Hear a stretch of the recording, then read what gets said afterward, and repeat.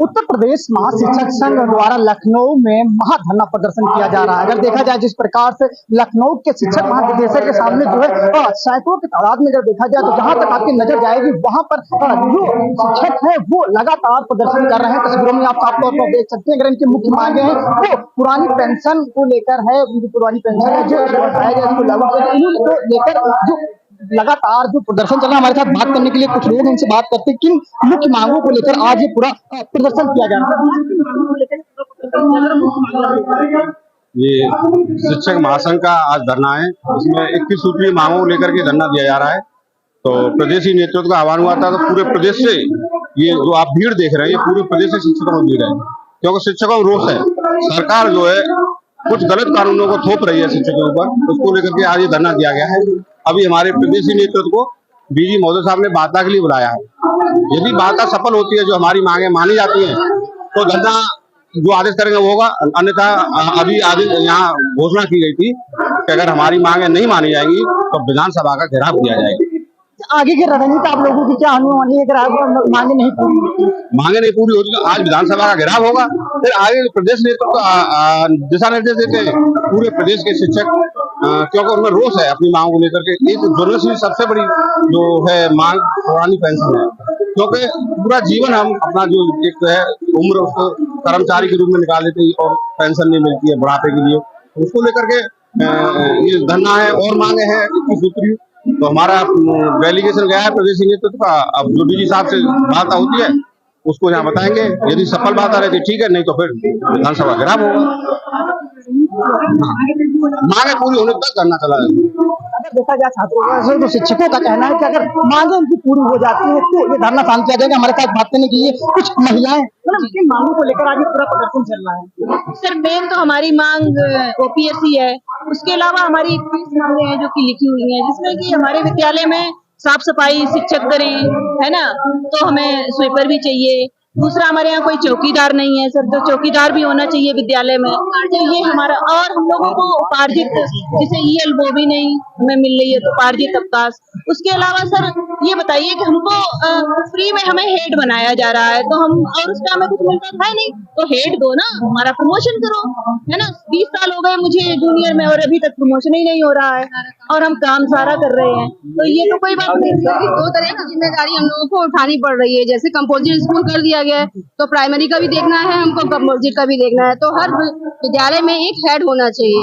और जो रविवार को हम लोग छुट्टी हमें कार्यक्रम में लगा दिया जाता है, स्कूल खोले जाते हैं, कोई ना कोई कार्यक्रम, उसके लिए हमें ईएल दी जाए, उपार्जित अवकाश को दिया जाए, तो ये बहुत जरूरी है। यही हमारी मांगे। और मेन मांग तो हमारी पेंशन ही है, जो कि सरकार को माननी ही चाहिए, क्योंकि सरकार के हर कदम पे हम अपना कदम मिला के चल रहे हैं ना। वो जो भी आदेश पारित करते हैं हम उनके साथ खड़े हैं, तो फिर वो हमारी एक मांगों क्यों नहीं पूरा करते।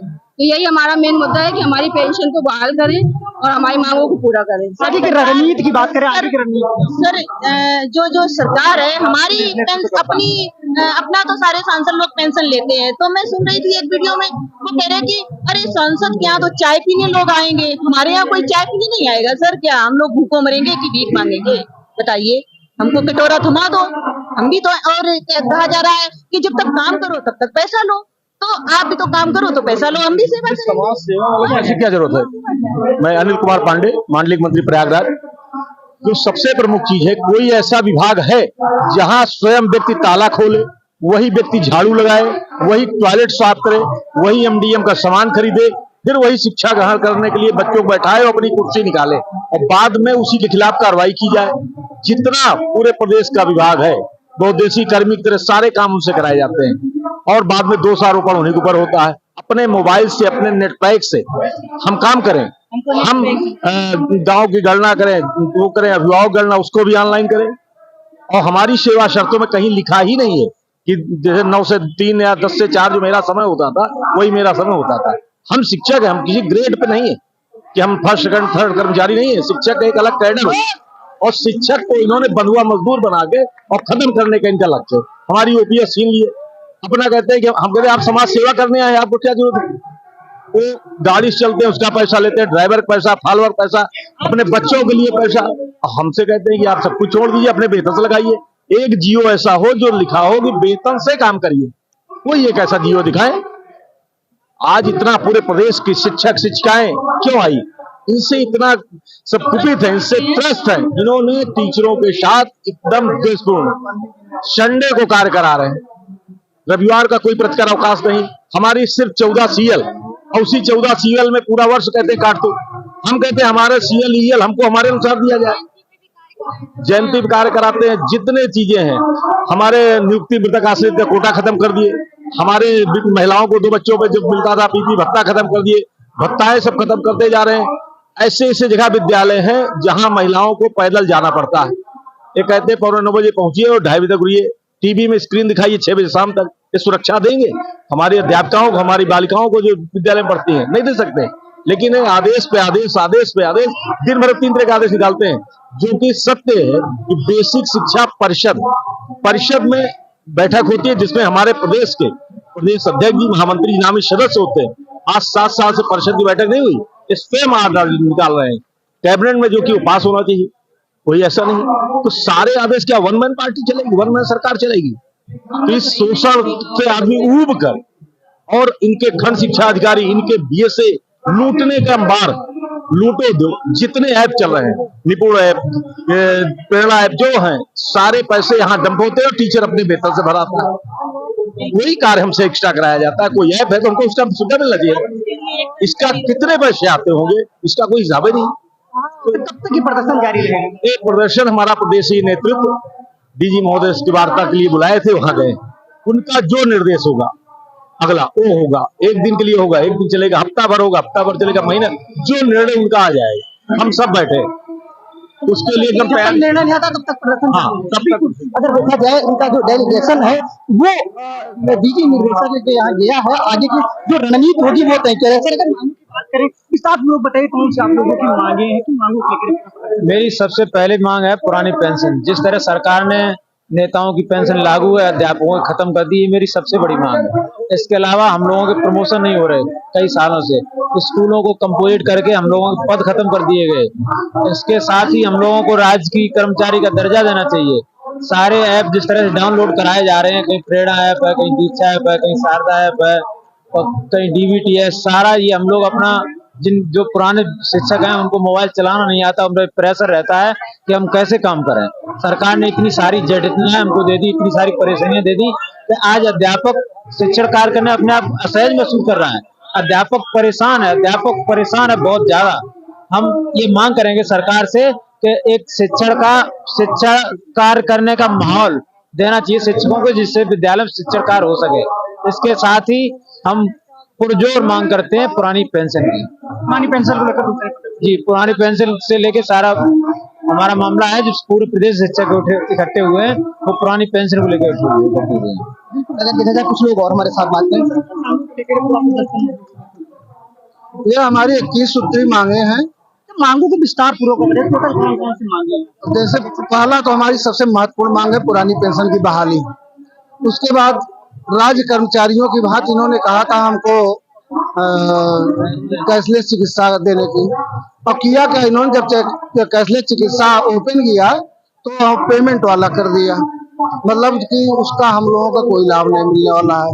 इन्होंने 1 लाख पॉलिसी लाए, हाँ 1,27,000 प्रधान अध्यापकों का पद इन्होंने खत्म कर दिया।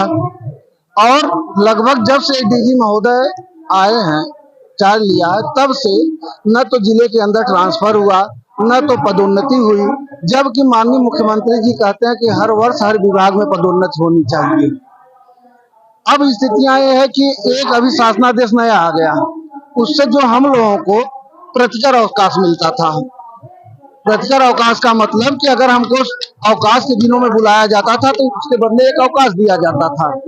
उसके बाद हमको स्टडी लीव, अध्ययन लीव मिलती थी, वह बंद कर दिया। तो यह शासनादेश से बंद करना, उसके बाद संडे को बुलवा लेना आदेश करके, अकारण जो काम शनिवार को भी हो सकता है, जो काम स्कूल के खुले दिनों में हो सकता है, उस काम को हमारे अवकाश के दिनों में। अब आप जानिए कि अवकाश के दिनों में जैसे हमारी बहनें हैं, जो शिक्षिका बहनें हैं, उनकी घर की जिम्मेदारी, बच्चों के ड्रेस को साफ करना, घर की तैयारी करना। हम लोग भी एक दिन का अवकाश पाते हैं तो अपनी जो सामाजिक जिम्मेदारियां हैं उनका निर्वहन किया जाता है। अब उस पर भी डाका डाला जा रहा है। उसके अलावा जो इनकी पॉलिसी है यह सिर्फ मानसिक शोषण की पॉलिसी है। जैसे जानबूझ को आपको सताना, नौकरी में शर्तें होती हैं और गुलामी में कोई शर्त नहीं होती है। महोदय के द्वारा एकदम गुलाम बना के रखा गया है कि जब मन में आएगा, अभी आप शिक्षकों के आप व्हाट्सएप ग्रुप देखेंगे, चेक करेंगे तो प्रतिदिन कम से कम 50 ऐसे आदेश रहते हैं कि उसको आदमी पूरा करे कि पढ़े। पढ़ने में ही समय चला जाता है और पूरा करना तो अलग बात है। ऊपर से धमकी क्या कि काम पूरा नहीं होगा तो वेतन रोक दिया जाएगा, और रोक दिया जाता भी है।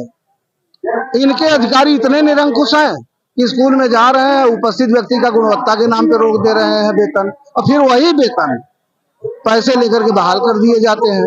भाई अगर फॉल्ट है तो कुछ दिन तो रुकना एक चीज जानने की कोशिश करेंगे कि मैं आ रहा था तो बाहर लोग कह रहे थे कि 24 में इसका असर देखने को मिलेगा, वोट पर भी हम चोट देंगे, कुछ ऐसा भी देखने को। देखिए एक चीज जानिए भैया कि जो व्यक्ति असंतुष्ट रहता है, भूखा पेट जो है वो राम का माला नहीं जपता है, पहले उसको रोटी चाहिए होती है।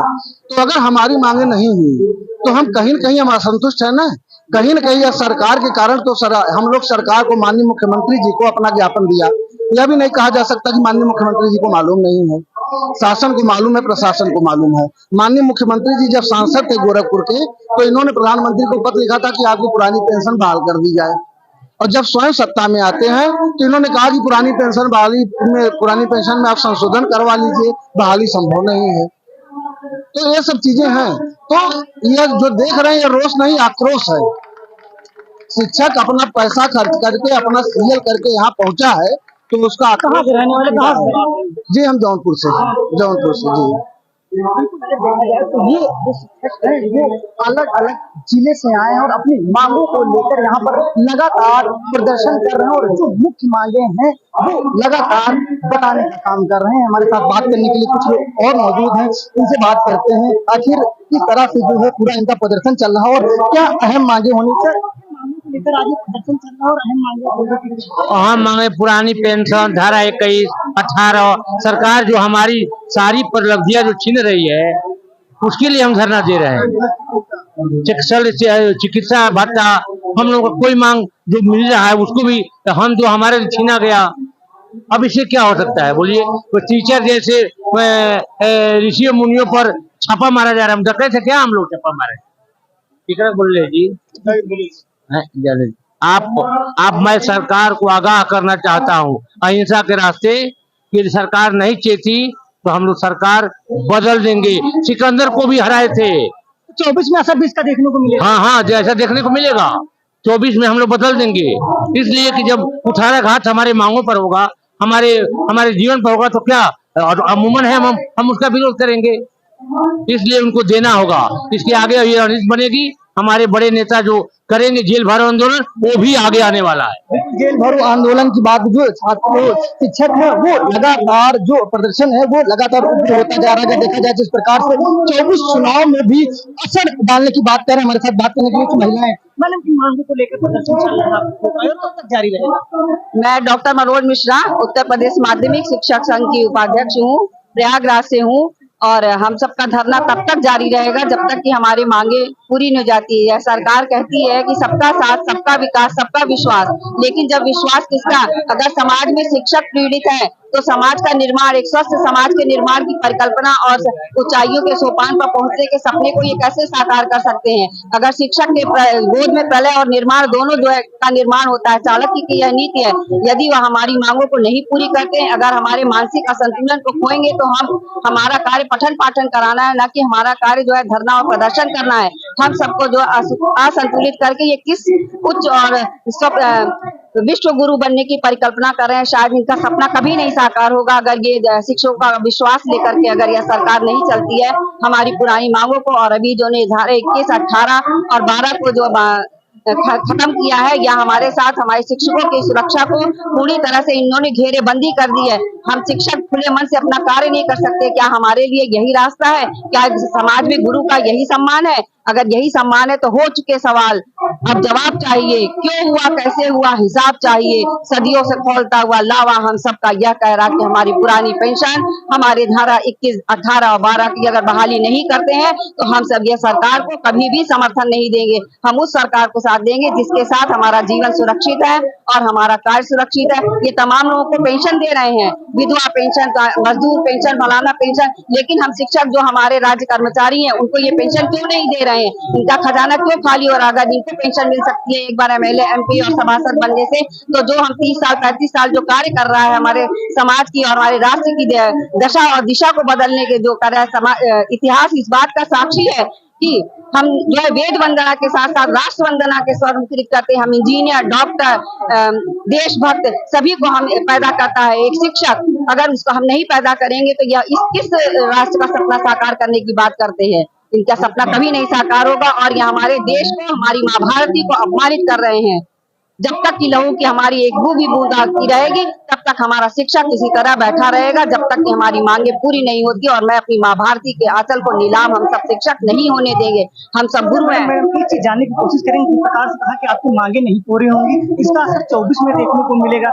24 में वोट पर भी असर पड़ेगा? 2024 की वोट पे 100% रहेगा। अगर हम सुरक्षित नहीं है, अगर शिक्षक समाज का सुरक्षित नहीं है तो कतई वह समाज की दिशा को बदल देगा। एक शिक्षक ही वह राष्ट्र का प्रहरी है, सबसे बड़ा जो उसी के कंधों पर देश का भार है। अगर उसको अगर एक तरफ आप राष्ट्रपति भवन में बुलाकर उसका सम्मान करते हैं, एक तरफ उसको जो है उसको असुरक्षित करके उसके साथ आप क्या करना चाहते हैं? अगर आप शिक्षक अपने गुरु के साथ नहीं कर सकते, गुरु तो माता पिता से भी कहा गया है, कहा भी गया है कबीरदास ने, गुरु गोविंद दोनों पढ़े काके लागू पाए, बलिहारी गुरु आपने गोविंद जी बताए। तो जो गुरु का सम्मान नहीं कर सकता वो शायद समाज में किसी का सम्मान नहीं कर सकता है। अगर वह गुरुओं का विश्वास और शिक्षकों का विश्वास नहीं जीत पाए तो शायद इनकी 2024 में इनकी नैया ईश्वर ही पार करेगी, क्योंकि वह समाज को और अपने जो मेरे पास एक वानर सेना है, जिस तरह से लंका को ढहाने के लिए राम ने जो है अपनी वानर सेना का प्रयोग किया था, उसी तरह हमारे शिक्षकों के पास पूरी वानर सेना है। जिस दिन हमारी वानर सेना जागरूक हो जाएगी उस दिन सरकार शायद क्या करेगी, इसका क्या स्वरूप होगा और हमारे देश का क्या स्वरूप है, ये खुद समझे और सोचे और करे और हमारी मांगों को पूरी करे। बिल्कुल, अगर देखा जाए तो जो महिलाएं हैं वो लगातार कहीं अगर इनकी मांगे नहीं पूरी होती तो इसका असर 24 में भी देखने को मिलेगा। लगातार अगर देखा जाए तो प्रदर्शन है वो भी तीव्र होता हुआ जा रहा है। अगर प्रदर्शन की बात करें तो वो तस्वीरों में आप सब लोग देख सकते हैं भीड़ है। यहाँ पर जो शिक्षक संघ है वो लगातार लखनऊ में प्रदर्शन कर रहा है और लगातार अपनी मांगों को लेकर इनका जो डेलीगेशन है वो अधिकारियों के पास गया बात करने के लिए। जो बात होगी, वार्ता होगी, तो ये निर्णय होगा, उसके बाद भी आगे जितना दिशा निर्देश है वो भी तय किए जाएंगे। लेकिन हमारे साथ बात करने के लिए कुछ और लोग मौजूद हैं, उनसे बात करते हैं जाके किन मांगों को लेकर। जी, मैं प्रयागराज से आया हूँ, विकासखंड फूलपुर से, प्राथमिक शिक्षक संघ अध्यक्ष।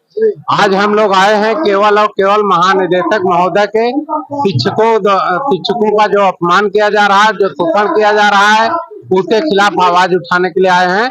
21 सूत्री मांगों के लेकर आए हैं। हमारी भीड़ को देखकर महानिदेशक महोदय ने हमारे प्रदेश अध्यक्ष को वार्ता के लिए बुलाया है। जब तक कोई सकारात्मक वार्ता नहीं हो जाती है तब तक हम लोग धरने पर बैठे रहेंगे। आज आर या पार की लड़ाई लड़ने के मूड से हम लोग आए हैं। हमारे लोगों की उपस्थिति चाहे चेक की जाए, चाहे जो हो जाए, हमारा शिक्षक समाज इतना बहुत प्रताड़ित है। 2 बजे के बाद जब महिला शिक्षिकाएं 100 किलोमीटर 50 किलोमीटर दूर से स्कूल आती हैं तो उनको रोका जाता है और उनकी शिक्षक संकुल की मीटिंग बुलाई जाती है। खंड शिक्षा अधिकारी महोदय लोगों द्वारा जब विद्यालय बंद हो जाता है 2 बजे के बाद मीटिंग बुलाई जाती है। मैं केवल पूछना चाहता हूं कि ये मीटिंग शिक्षक संकुल की मीटिंग हो और चाहे बीआरसी की मीटिंग हो, है तो केवल शिक्षा जगत से जुड़ी ना। लेकिन अगर जो शिक्षक हमारा 5 बजे घर छोड़ रहा है, 4 बजे उठ रहा है, अगर वो लगातार 5 बजे तक जाएगा तो क्या काम करेगा? संडे का दिन होता है, कोई संडे का दिन हमारे अध्यापक को नहीं मालूम है कि संडे को हमारी छुट्टी रहेगी कि पढ़ाई रहेगी। शिक्षा खोल दिया जाता है। जितने महापुरुषों की जयंतियां होती हैं सारे लोग छुट्टी मनाते हैं, लेकिन प्राथमिक का शिक्षक स्कूल जाता है, वहां पर काम करता है। 15 दिन के अभी एक पखवाड़ा आया था, स्वच्छता पखवाड़ा। स्वच्छता का पखवाड़ा संडे मंडे और कृष्ण जन्माष्टमी तक को विद्यालय खोला गया। बाद में संगठन की मांग पर इनको वापिस आदेश लेना पड़ा। ऐसे भी आदेश आ रहे हैं कि सुबह जब अध्यापक उठता है तो एक पढ़ करके जाता है कि आज ये हमको काम करना है। दोपहर जाते जाते जब वो आदेश पढ़ता है तब तक खाना खाने की छुट्टी हो जाती है। दूसरा आदेश आ जाता है डीजी साहब का। जब उसके बाद जब विद्यालय के बाद जब जाता है 3 बजे विद्यालय के बाद घर पहुंचता है तो 2-3 आदेश फिर आ जाते हैं। अगर सुबह से शाम आदेश केवल पढ़ा जाए तो उसके लिए 4 से 5 घंटे पर डे चाहिए। आज हमारा शिक्षक समाज बहुत परेशान है। हम लोग निवेदन करना चाहते हैं सरकार से कि आप विचार करिए कि केवल और केवल क्या शिक्षकों को प्रताड़ित करके, अपमानित करके क्या शिक्षा बच्चों को दी जा सकती है? मेरे ख्याल से नहीं दी जा सकती है। ये भी जानने की कोशिश करेंगे वार्ता अगर सफल होती है, अगर नहीं सफल होती तो क्या आगे रणनीति? अगर वार्ता नहीं सफल होती है तो हमारे प्रदेश अध्यक्ष जी हैं आदरणीय दिनेश चंद्र शर्मा जी, माध्यमिक शिक्षक संघ के अध्यक्ष जी हैं सुरेश त्रिपाठी जी, ध्रुव कुमार त्रिपाठी जी, सारे लोग ये लोग डिसीजन लेंगे। अगर ये लोग कहते हैं तो हम लोग ये मंच तब तक नहीं छोड़ेंगे। हम लोग यहीं पर दरी बिछाकर सुबह से शाम तक यहीं तब तक बैठे रहेंगे जब तक कि हमारी वार्ता सफल नहीं हो जाती। हमारे सारे शिक्षक मानसिक रूप से बहुत परेशान हो गए हैं। नौकरी सब करना चाहते हैं, नौकरी आप जितनी कराना है उतनी कराइए, लेकिन मानसिक रूप से शोषण करके, मानसिक रूप से परेशान करके नौकरी नहीं कराई जा सकती। धन्यवाद। अगर देखा जाए तो लगातार जो शिक्षक हैं वो यहाँ पर डटे हुए हैं, अपनी मांगों को लेकर लगातार अब प्रदर्शन कर रहे हैं। हमारे साथ बात करने के लिए कुछ लोग और हैं, इनसे बात करते हैं कि सर जिस प्रकार से आपका जो डेलीगेशन है वो बात करने के लिए गया, अगर वार्ता सफल होती है तो क्या धरना प्रदर्शन शांत हो जाएगा? नहीं, ये धरना प्रदर्शन आज का शांत हो सकता है, लेकिन पुरानी पेंशन और धारा 21 चैन बोर्ड अधिनियम की यह ऐसा मुद्दा है जो इनके द्वारा समाप्त नहीं हो सकता है। वह सरकार को ही इसमें पहल करनी है और उसके लिए हम अपनी एकजुटता को प्रदर्शित करेंगे। आने वाले दिनों में जब पंचम वेतन आयोग की हम मांग कर रहे थे, यह सरकार कहती थी कि शिक्षकों के लिए यह मान्य नहीं, फिर भी शिक्षकों ने अपनी एकजुटता दिखाई और जब लोकसभा की उनकी सीटें कम हुई तो इन्होंने बुला करके वार्ता के लिए मंच पर उपस्थित होकर के घोषित किया कि जब शिक्षकों को दिया जा रहा है, अन्य लोगों को दिया जा रहा है तो शिक्षकों को क्यों नहीं, और उस पर अमल किया। वही स्थिति इस बार भी हम लोग लाएंगे। प्रदेश के 7 लाख प्राथमिक शिक्षक और 1 लाख माध्यमिक शिक्षक, मदरसे, राजकीय शिक्षक, डिग्री कॉलेज के सभी लोग लामबंद हैं। लगभग इनकी संख्या 15 लाख से ऊपर होगी और 15 लाख लोगों का परिवार अगर एक हम जोड़ेंगे 75 लाख, यह किसी भी क्षेत्र में इनको चुनाव हराने जिताने के लिए पर्याप्त है। तो आने वाले दिनों में हमारी यह एकता प्रदर्शित होगी कि जो हमें पुरानी पेंशन व्यवस्था नहीं देगा, हमारी धाराओं में परिवर्तन नहीं करेगा, तो उसे हम सत्ता में रहने का हक नहीं प्रदान करेंगे। आगे की रणनीति क्या होने वाली अगर नहीं माने?